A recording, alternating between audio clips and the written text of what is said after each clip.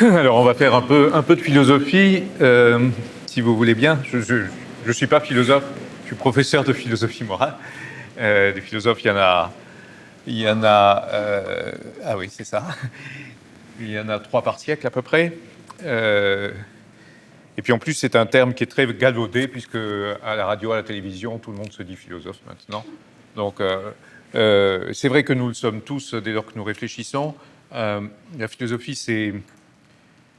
Je parle après des scientifiques, hein, après Catherine Buchet, après Régis Aubry. La philosophie, c'est un travail qui part de nos conceptions et qui essaie de réfléchir à la cohérence de nos conceptions. Voilà. De même que nous avons des perceptions du réel, nous avons des conceptions du réel, des idées par lesquelles nous comprenons le réel. Et les philosophes essaient de valider, de contrôler, de mettre en accord ces différentes idées. Alors, pour ça, moi, je suis parti d'une question franchement provocatrice et que je dirais indécente, la question « Que faire des vieux ?» qui est une allusion que je fais au titre du magnifique livre de Johann Spar, « Que faire des Juifs ?» Parce que la question « Que faire des Juifs ?» on l'a posée au cours de l'histoire, n'est-ce pas ?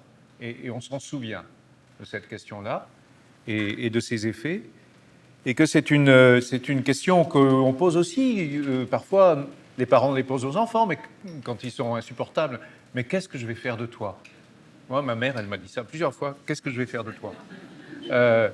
Et puis, comme on traite aussi des fringues dont on ne sait plus que faire, qu'est-ce que je vais en faire, moi, de tout ce qui encombre mes placards, hein, dans nos sociétés riches, là, on a des tas de choses qui encombrent nos placards, on ne sait pas qu'en faire. En fait, on sait très bien ce que la question signifie. Hein. Ça signifie, je voudrais bien m'en débarrasser, je ne sais pas comment. Il y a une pièce de UNESCO comme ça, il y a un cadavre qui devient de plus en plus important sur la scène, et c'est « Comment s'en débarrasser ?» le titre de la pièce, c'est « Comment s'en débarrasser ?» Voilà. Et dans le fond, je pose cette question parce que, évidemment, alors je vais prendre le petit machin, évidemment, nous ne sommes pas, je crois. Alors évidemment, nous n'en sommes pas à imaginer une solution finale pour les vieux. Hein. Quoique, parce que dans un article récent dans Le Monde du 7 avril, Théo Boer, qui est intervenu à plusieurs reprises en tant qu'ancien contrôleur des cas d'euthanasie aux Pays-Bas, dans Le Monde, s'inquiétait de la lente mais sûre dérive de la loi qui légalise la fin de la vie. Moi, j'aime bien qu'on dise la fin de la vie plutôt que la fin de vie, parce que les téléviseurs et les radios ont dit qu'ils sont en fin de vie. Non, il s'agit de gens qui vont mourir. Hein. La mort s'approche de personnes humaines qui persévèrent dans la vie. C'est leur vie qui va finir. C'est une vie qui finit. Tandis que la radio, c'est pas une vie qui finit. Hein. C'est un objet qui est pourri. Voilà. C'est pas la même chose. Donc, fin de la vie. Théo Boer, donc ancien contrôleur des cas d'euthanasie aux Pays-Bas, s'inquiète de cette dérive dans ce pays depuis 2002, mise en place de la loi. D'une part, il évoque l'augmentation continue de la part des décès par euthanasie dans son pays, jusqu'à 15% des décès dans certaines régions du pays. Non pas 15% d'augmentation, hein, 15% des décès par euthanasie dans certaines régions du pays. Et d'autre part, il évoque quelque chose qui ça m'a assis, que le Parlement néerlandais a mis à la discussion la possibilité d'accorder un accès au suicide assisté à toute personne à partir de 74 ans, sans condition de pathologie. Sans absolument autre condition que d'avoir 74 ans. Donc 18 ans, vous pouvez voter, 74 ans, vous pouvez mourir. Où l'on voit que quand même la reprise de la question « Que faire des vieux ?» elle est quand même bien présente. Hein. Alors, on voit là la perspective, l'excès, l'horizon de l'agisme dont vient de parler Catherine Buchet. Et je ne reviendrai pas sur les raisons hein, qu'elle a très bien précisées. Alors j'ai mis un dessin un peu provocateur, mais finalement il n'est pas tant que ça, je trouve, provocateur. Hein.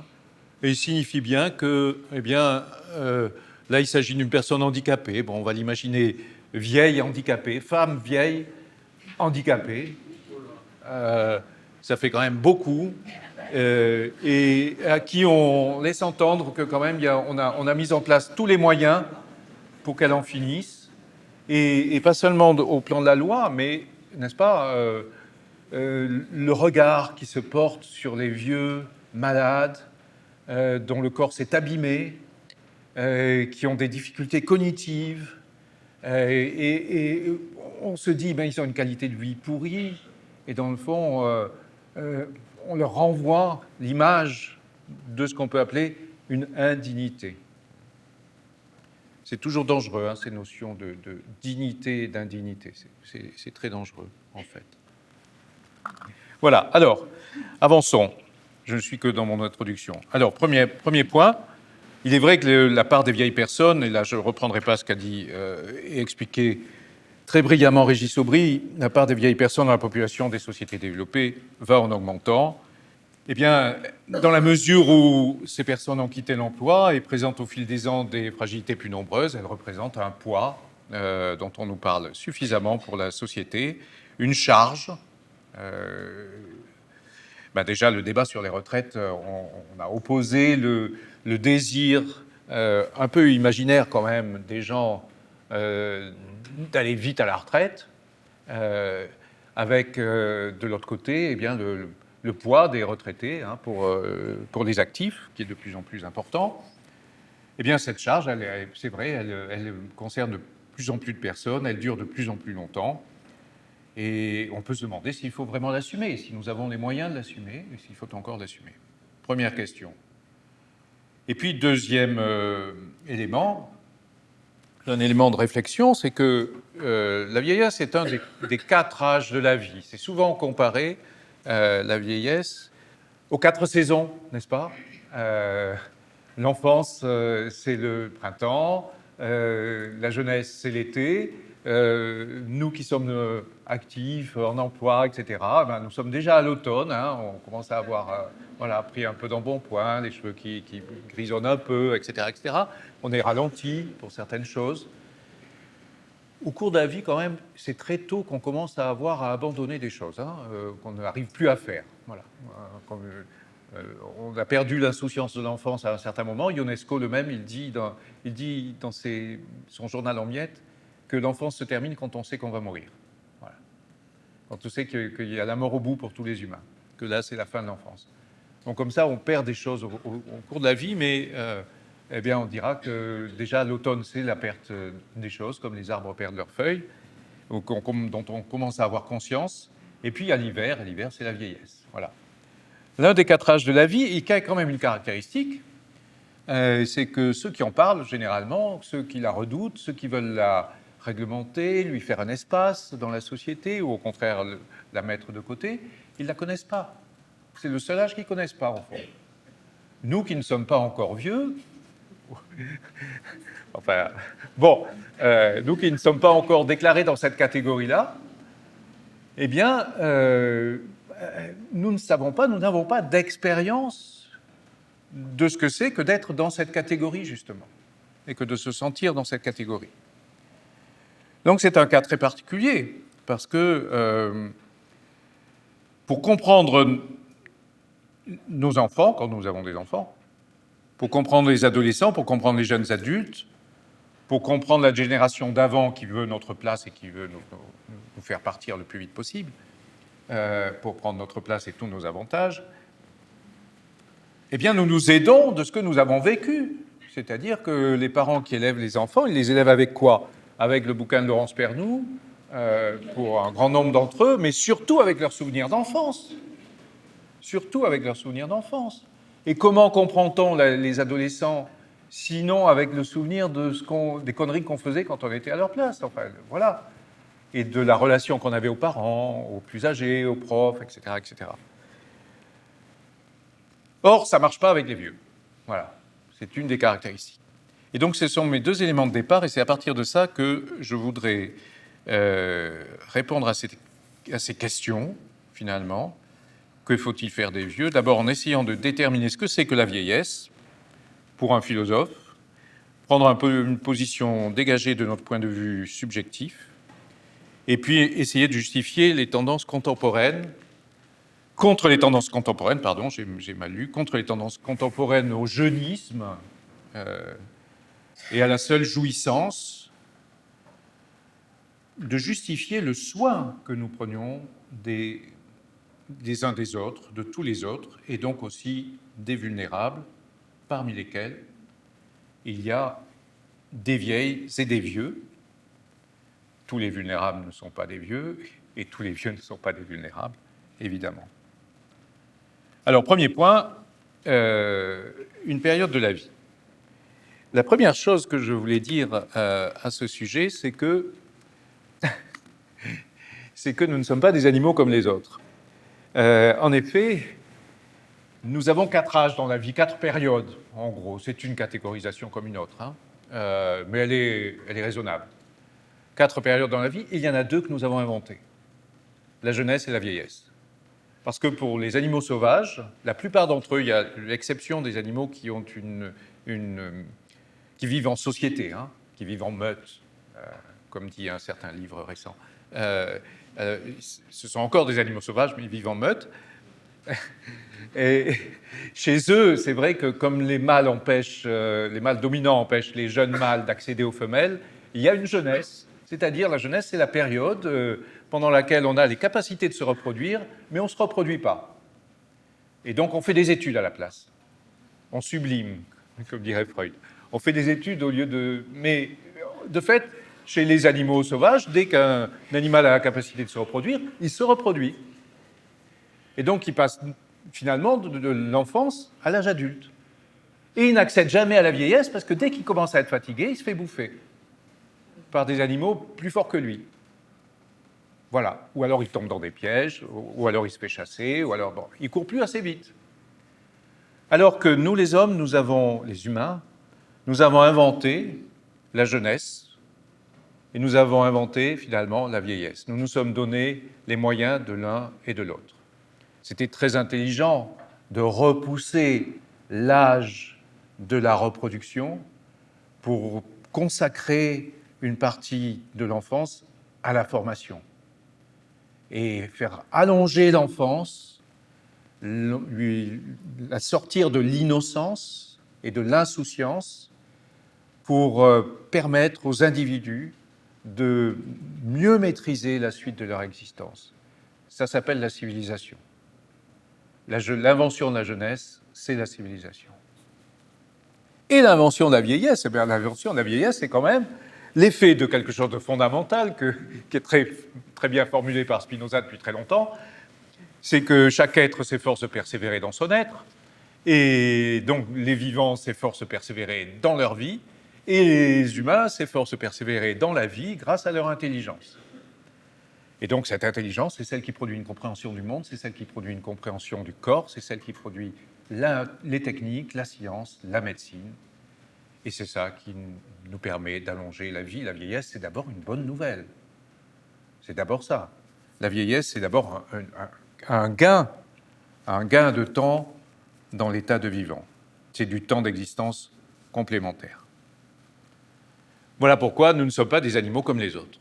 Enfin, ça dépend. 4 âges de la vie, d'accord, et donc uniquement pour les humains, 4 âges de la vie. On pourrait le dire pour les animaux domestiques, hein, d'une certaine façon, mais les animaux domestiques sont devenus nos esclaves. Et 3 temps de la vieillesse. Alors là aussi, c'est de la conception, c'est du concept, hein. C'est-à-dire que c'est une manière de comprendre, et comme toute manière de comprendre, il faut lui donner une certaine souplesse. Mais néanmoins, on peut considérer qu'il y a en gros 3 temps de la vieillesse. Il y a le temps de la retraite, du début de la retraite, n'est-ce pas, le temps pendant lequel c'est bon pied, bon oeil. Ce sont les vieux des publicités, c'est-à-dire ce sont des jeunes avec des cheveux blancs.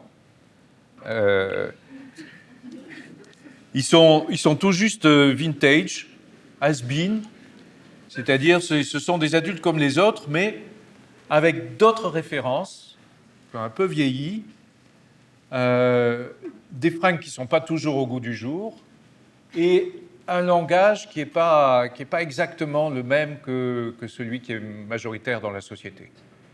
Aujourd'hui, si quelqu'un parle bien le français, c'est un vieux. On peut dire ça à peu près. Parle correctement le français, mais ça, c'est une question de l'évolution de l'éducation dans notre pays. Et puis, il y a un deuxième âge qui est celui des premiers incidents, celui des premières douleurs à l'exercice, celui des premières fatigues, des premiers signes d'affaiblissement, l'audition, la vision, les varices, les difficultés urinaires. On a le choix. C'est l'âge où commence de la vulnérabilité. La vulnérabilité, attention, parce que c'est un mot qui est rentré, comme beaucoup de mots qui rentrent vraiment dans le vocabulaire à la mode, on en oublie le sens. Vulnérabilité, pour ceux d'entre vous qui ont fait du latin, je sais qu'ils sont nombreux, ça signifie la capacité d'être blessé. Vulnus, c'est la blessure. C'est la capacité d'être blessé. On se trouve en situation de pouvoir être blessé. Donc nous sommes tous, dès la naissance, vulnérables, évidemment, mais plus ou moins.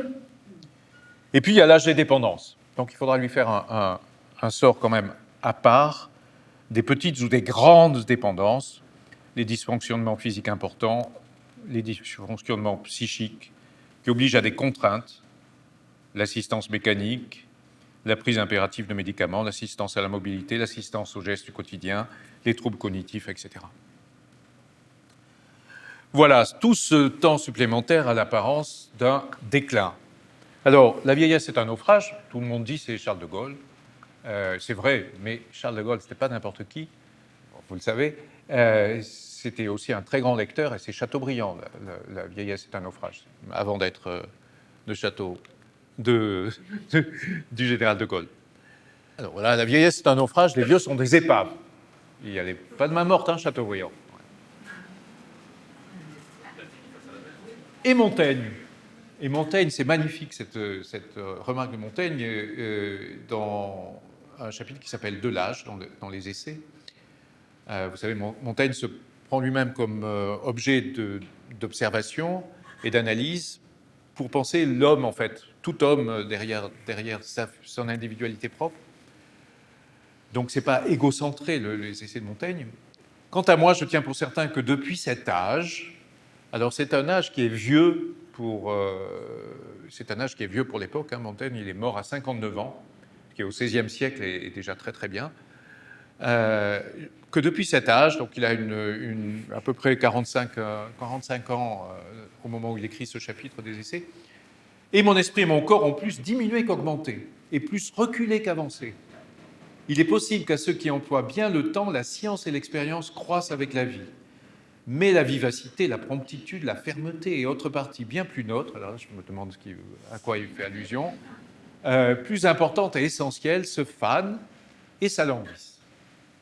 C'est très, très belle phrase, mais on va la regarder d'un petit peu plus près, parce qu'il y a quelque chose qu'il faut remarquer quand même, c'est que c'est quand même un type qui tient le coup, qui est vieux, qui a avancé dans la vie et qui ne va pas si mal que ça, qui écrit ça. C'est quelqu'un qui est un vieux, mais un vieux vraiment en bonne santé, en fait. Lui, il va plutôt bien. Donc, en réalité, s'applique à lui ce qu'il est en train de dire dans le texte, c'est-à-dire qu'il fait partie de ceux, peut-être, dont la science et l'expérience croissent avec la vie, parce qu'il a beau trouver qu'il est moins rapide qu'avant, moins prompt, moins vif, moins ferme, il est en train d'écrire les essais. Et il n'a pas fini de les écrire, les essais. Il est à peu près au milieu de son écriture des essais quand il écrit ça. Et qu'il se dit, en fond, qu'il se désole d'être moins vif, moins prompt, moins ferme, d'avoir un esprit qui est beaucoup plus ralenti, et pourtant il est en train d'écrire l'une des plus belles œuvres de la littérature française. Et il n'a pas fini de l'écrire. Donc ça ne va pas si mal. Et sa science et son expérience sont là, en réalité. Ce qui fait qu'on peut tout à fait contester ce jugement, et ça a été fait, et c'est pas bête du tout, de contester ce jugement sur la vieillesse.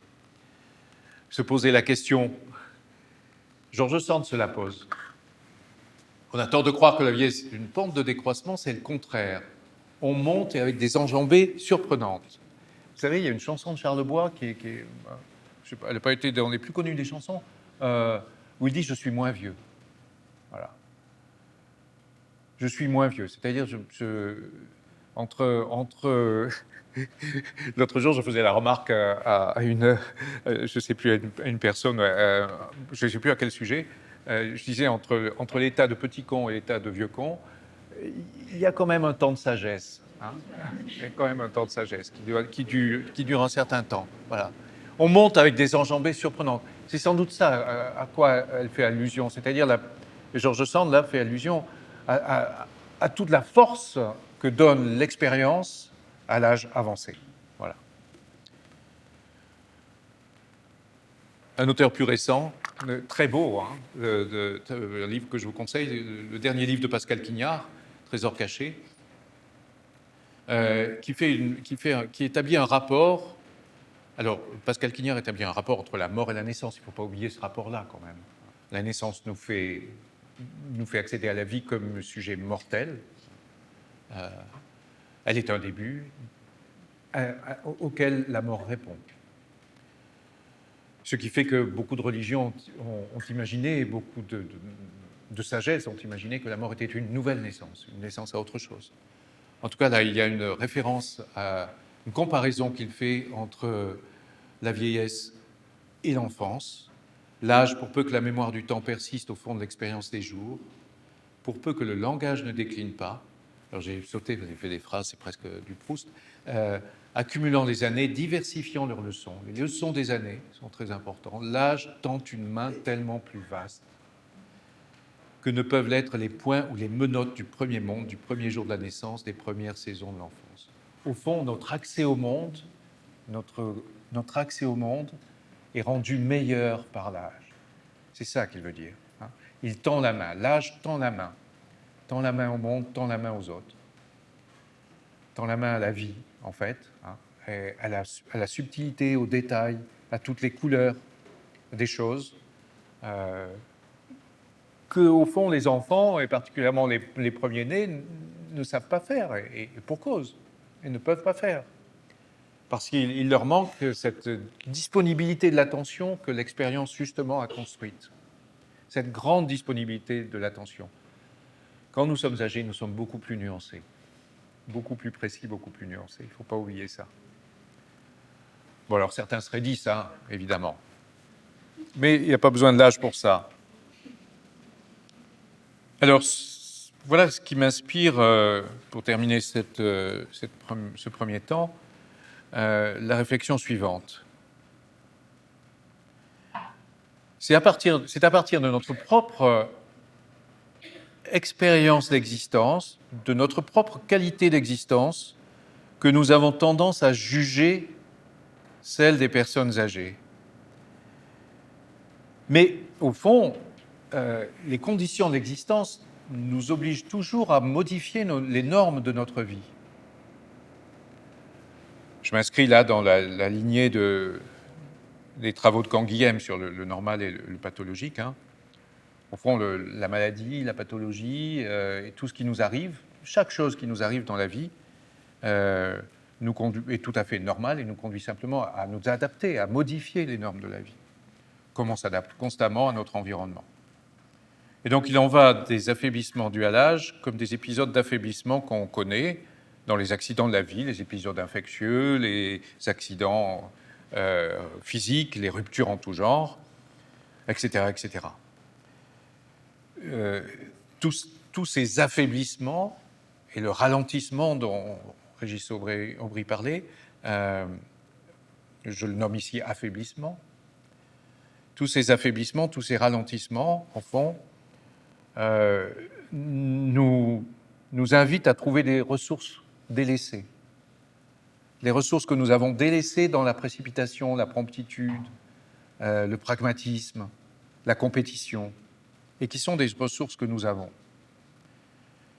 Et l'âge a sa ressource dans ses souvenirs, c'est-à-dire dans son expérience et dans le savoir accumulé. Il y a ainsi, dans une grande partie de la vieillesse, pour tout homme, toute femme, et parfois jusqu'au bout de la vie, parce qu'il faut peut-être penser la chose comme ça, hein, se dire que la vieillesse, elle peut être sans tomber dans la très grande dépendance. Il y a jusqu'au bout de la vie, parfois, pas toujours, mais dans une grande partie de la vieillesse, une sagesse de l'âge qui est particulièrement précieuse, vers laquelle les jeunes savaient et savent encore, pour certains d'entre eux, se tourner. C'est-à-dire se tourner vers les, comme les anciens le faisaient, se tourner vers les plus âgés, comme vers des gens qui ont une plus grande sagesse, une plus grande expérience, une plus grande nuance, une plus grande prudence que celle de ceux qui mènent le monde. Alors je reconnais que au plan politique, ce sont souvent des vieux qui ont le pouvoir. Mais je ne suis pas sûr que ce soit la politique qui ait le pouvoir. Et là où est le véritable pouvoir, ce sont de jeunes loups qui ont le pouvoir. Et pas des vieux. Voilà, je ne voudrais pas éluder quand même la situation extrême, celle dans laquelle le grand âge s'accompagne d'une perte importante des capacités cognitives qui, pour être ralenties, n'en sont pas moins précises et subtiles chez beaucoup des personnes qui ont avancé en âge. Alors quand cela est perdu, il ne reste que les rêves nocturnes pour échapper au fond au mystère angoissant qu'est devenu le réel pour de telles personnes qui ont perdu la maîtrise d'elles-mêmes. Alors je vais dire quelque chose qui peut vous choquer, mais qui est une suggestion que fait Tristram Engelhardt, qui est il est moins connu que Beauchamp et Chaldrès, mais c'est l'un des enseignants du Kennedy Institute. Il a écrit un livre, lui aussi, sur les fondements de l'éthique, qu'a traduit mon ami Jean-Yves Goffy, et qu'on trouve aussi aux Belles Lettres, là, dans la même collection, la même traduction que Beauchamp et Chaldrès. Vous savez, Beauchamp et Chaldrès, ils ont inventé autonomie, bienfaisance, justice, et il y en a un autre. Voilà, et non-malfaisance. Voilà. Donc, il ne s'agit pas de bienveillance, c'est bienfaisance. Et il la définit très précisément. La bienfaisance, c'est donner à un patient les moyens disponibles qui sont adaptés à sa situation. Voilà. Bon, je referme la parenthèse sur Beauchamp-Chaldrès. Engelhardt, il dit quelque chose de très intéressant dans son texte. Il dit que les personnes qui ont perdu leur capacité cognitive sont devenues des presque personnes. C'est un peu choquant, cette idée de presque personne. Et il fait une comparaison, parce qu'il aborde de biais la question de l'avortement, de face plutôt la question de l'avortement. Il fait la comparaison avec l'enfant à naître, qui est une presque personne. Il n'est pas encore une personne, mais à un moment, dit-il, il faut déterminer à quel moment l'embryon qui est porté, qui est devenu un fœtus, à quel moment il est une personne potentielle. C'est-à-dire, il est celui qui va être une personne, qui a tout en lui, tous les éléments qui n'ont plus qu'à se développer pour qu'il soit une personne. C'est-à-dire un être qui a la maîtrise de lui-même, un être qui est capable d'être autonome. Je dis capable, parce que l'autonomie, elle a des degrés, comme vous savez. Un être capable d'être autonome. Eh bien, la personne qui a perdu ses capacités cognitives, c'est quelqu'un qui a été une personne, qui n'est plus tout à fait une personne, mais qui l'a été. De même qu'à un certain stade in utero, eh bien, cet être n'est pas tout à fait une personne, mais va l'être. Voilà. Alors, ce concept est intéressant parce qu'il est intéressant pour la suite, intéressant pour la question, pour répondre enfin à la question que faire des vieux, en fait, et pour passer à l'éthique. Une dernière phrase de Pascal Quignard, que je trouve plus courte et très belle. Il y a deux phrases même. Nul n'est libre d'avoir été ce qu'il fut, nul n'est libre de ce qui meurt avec lui. Là, c'est le manifeste de ce qui sera mon guide quand même. C'est que nous n'avons pas affaire ni à des vieux de telle ou telle catégorie, les trois âges de la vieillesse, ni à des vieux, mais à des personnes singulières. Donc, qui ont une histoire singulière qui va mourir avec elle. Alors, je vais répondre à la question « Que faire des vieux ?» Justement, ce sera la conclusion. Un tout petit point sémantique, parce que beaucoup ici sont dans le milieu médical, et il faut étendre la notion de patient au-delà du milieu médical, n'est-ce pas? Patient, ça signifie celui qui subit quelque chose, hein, du latin patior, celui à qui il arrive quelque chose.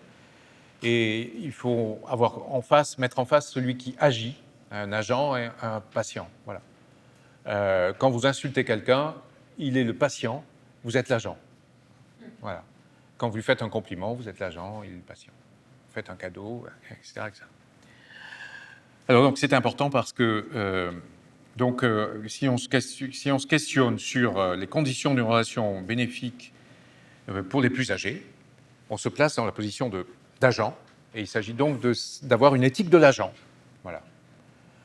Pas une éthique qui est là centrée sur le patient, comme on dit, mais de centrer l'éthique sur l'agent. Alors je vais aller assez vite et pour exclure 3 possibilités qui ont d'ailleurs été plus ou moins évoquées précédemment. Pourquoi pourtant tout il faut poser la question, nous on aime bien poser des questions un peu radicales. Pourquoi est-ce qu'on porte assistance aux plus âgés? Après tout, pourquoi ne pas le faire, hein? Pourquoi ne pas s'en dispenser et les laisser se dégrader? On peut penser que c'est par compassion. Mais le problème, c'est que la compassion, c'est fluctuant. C'est-à-dire que, comme on peut le voir, il y a des belles vieilles, et il y a des vieilles moches, et il y a des vieux moches, et voilà, il y en a qui sentent mauvais, il y en a qui sont incontinents, et il y en a qui, au contraire, pas du tout. Alors, la compassion, vous voyez, elle varie, hein, selon beaucoup de choses. Selon notre état aussi, hein, il y a des jours où on a envie de faire du social, et il y a des jours où on commence à en avoir marre, hein, des autres. Bon. On peut penser que c'est par devoir. Mais le problème du devoir, moi, le problème que m'a toujours posé le devoir, c'est que le problème du devoir, c'est qu'on ne le veut pas, quoi. C'est que le problème du devoir, c'est quelque chose qu'on fait sans le vouloir. Et ça ne sort pas des tripes, le devoir. Ça sort de ce qu'on nous a appris, en fait. Ça sort de ce que demande la société. Ça sort de ce qui est entendu comme bien. De ce qu'on dit papa-maman ou la maîtresse à l'école. Voilà. C'est souvent ça, le devoir, quand même. Si on pouvait aimer nos devoirs, ce serait autre chose. Justement. Mais on ne les aime pas. Et le devoir, il faut que ça fasse mal. Il y a même des théories très sérieuses là-dessus, hein, y compris chez des philosophes grands et sérieux, hein, allemands certes, mais grands quand même, qui ont dit que le devoir, ça devait faire mal, sinon c'était pas du devoir, c'était le signe que c'était pas du devoir, ça valait plus rien. Kant, il a vraiment écrit que la philanthropie, pas celle de l'ouvrier charpentier, mais la philanthropie, vous savez, c'est une célèbre contre-batterie, vous chercherez. La philanthropie, donc, c'est mauvais. Que dans le fond, Kant dit il faut faire du bien autour de soi à ceux qui en ont besoin, justement sans les aimer. Justement, en ce que ça nous coûte. On aurait mieux à faire. Bon, pas très joli non plus le devoir. Et quant à l'intérêt, évidemment, c'est quelque chose d'égoïste. Alors, on peut porter les générations précédentes par intérêt, et ça nous semble égoïste. Eh bien, moi, il me semble que c'est par souci du sens de la vie, du sens de notre vie, chacun d'entre nous, de notre vie humaine, que nous pouvons trouver la bonne position d'agent responsable de ceux qui sont plus fragiles que nous. Et pour cela, il nous faut 3 grands types de qualités. Nous avons besoin de 3 grands types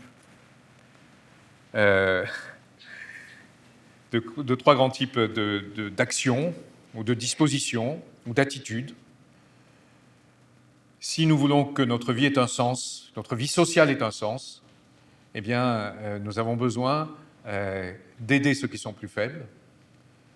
Nous en avons besoin pour que notre vie ait un sens. Non pas par intérêt égoïste, mais pour que notre vie ait un sens. Et pour cela, pour bien aider ceux qui sont plus faibles, nous avons besoin de 3 grands types d'attitudes. La compétence d'abord. La compétence, c'est le savoir.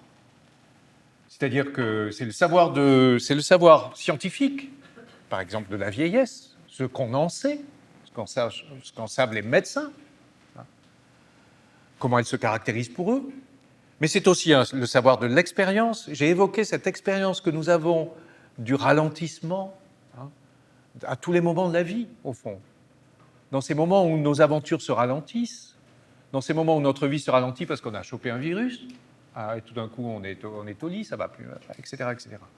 Donc une expérience humaine, une expérience abstraite, théorique, mais aussi une expérience concrète et humaine, c'est la compétence qui rend le soin meilleur. Voilà. C'est même la nécessité pour un bon soin. Il ne suffit pas de vouloir soigner pour bien soigner. Il faut encore savoir soigner. Première chose.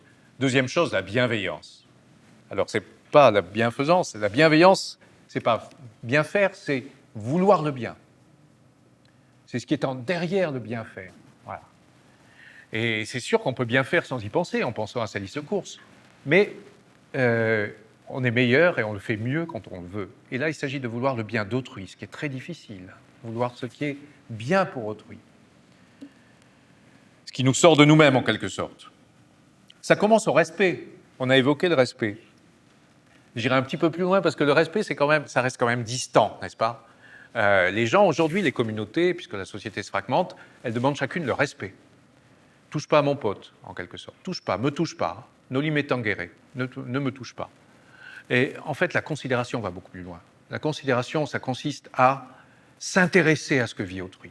Pas simplement respecter ce que vit autrui. Respecter de la différence, comme on dit. Il faut respecter les différences, on est riche de nos différences. C'est s'intéresser aux différences d'autrui, effectivement à la singularité d'autrui, à ce que vit autrui, en fait. Et ça fait partie de la bienveillance. Un exemple que je prendrai, tout simple, c'est la pudeur. La pudeur, c'est une des versions du respect. Mais quelle est la règle de la pudeur ? Ça dépend des personnes. En fait, il faut savoir ce qui est impudique pour une personne. Il faut d'abord s'intéresser à elle pour savoir ce qui est pudique ou impudique pour elle. Pour savoir quel geste va la choquer, va la faire souffrir. Ou au contraire, quel geste ne la fait absolument pas souffrir. C'est pour cela que vous voyez dans la relation médicale, la relation soignante, on a souvent cette question d'accéder au corps de l'autre. Et dernier point, je vais très vite, mais c'est pour rester dans le temps, eh bien, il ne faut pas oublier de rester à distance. C'est-à-dire, la place d'autrui, ce n'est pas la nôtre. Et ça, il ne faut pas l'oublier. Alors, on n'aide pas autrui avec des recettes qui sont toujours les mêmes. En imaginant la place d'autrui. On n'y est pas à la place d'autrui. Et donc, par conséquent, on a évoqué cette difficulté sur la notion de la qualité de la vie. Effectivement, personne ne connaît la qualité de la vie de quelqu'un d'autre. Et personne n'a le droit de définir la qualité de la vie de quelqu'un d'autre. En fait, c'est à cette personne de définir sa qualité de vie. Là aussi, c'est une question de pudeur. Nietzsche disait ça, il disait il faut laisser à l'autre le privilège de sa souffrance. C'est un peu dur comme ça, mais au fond, sa souffrance, on ne la connaît pas. C'est la sienne. C'est lui qui sait quelle est sa souffrance. C'est le patient qui sait quelle est sa souffrance. Ce n'est pas l'agent qui le sait, quelle est sa souffrance. Donc cette distance, elle demande de se méfier de soi-même, se méfier de ces recettes toutes faites qu'on a dans la tête, se méfier de son savoir, se méfier même de son expérience. C'est très difficile, la vie c'est ça, avoir à la fois confiance en soi et se méfier de soi. Si on a trop confiance en soi, c'est trop. Si on n'a pas assez confiance en soi, vous le savez, c'est pas assez. Alors, ce mixte nécessite d'avoir de la distance à l'égard des autres. C'est pas moi qui suis malade, c'est pas moi qui suis vieillissant, c'est pas moi qui suis ralentissant, etc. C'est pas moi. C'est pas la place. Je peux pas la prendre cette place-là. C'est pas la mienne. Et à l'égard de soi-même, à l'égard des autres, rester distant à l'égard d'autrui et distant aussi à l'égard de soi-même. Je n'en sais rien vraiment au fond de ce que vit l'autre. Ce que je peux en savoir, je le rassemble, je le bricole. Mais gardons l'humour. Voilà. Gardons une distance, et notamment une distance par l'humour. Et j'ai même oublié de vous montrer les diapos, puisque je ne savais pas. Voilà. Pour résumer, comment faire avec les vieux ? Par compassion, par devoir, par intérêt. Je ne pense pas que ce soit de bonne morale. Voilà. Je ne pense pas que ce soit de bons principes moraux, qu'on puisse asseoir une morale là-dessus. Pour les raisons que je vous ai dites, je ne vais pas les reprendre puisque je n'ai plus le temps, et je vous ai indiqué 3 pistes pour agir avec réflexion, compétence, bienveillance, distance. Et voilà, j'ai fini.